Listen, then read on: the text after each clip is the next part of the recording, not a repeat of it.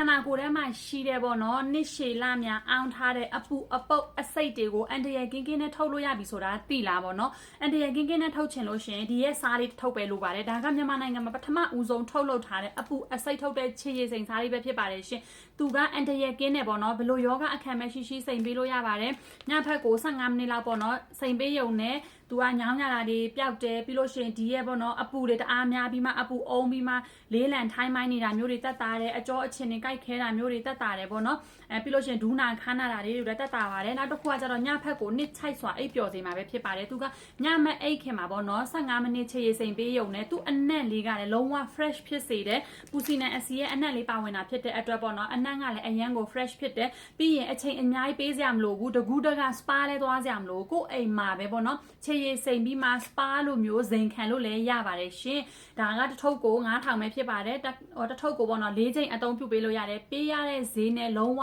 တန်စီရမယ်လို့အာမခံပါတယ်ရှင်ကိုတိုင်းသုံးလို့ကြိုက်တဲ့ပစ္စည်းပေါ့နော် quality အရန်ကောင်းတဲ့ပစ္စည်းတွေကိုပဲပြန်ရောင်းပေးတာဖြစ်တဲ့အတွက်မှာယူလို့ရပါတယ်နော်အိမ်ရငွေချေနဲ့ရတဲ့မြို့မှန်သမျှအားလုံးကိုအိမ်ရငွေချေပို့ပေးပါတယ်ရှင်က10ထုပ်စီလက်ကားစီလည်းတည်တံ့ရှိပါတယ်နော်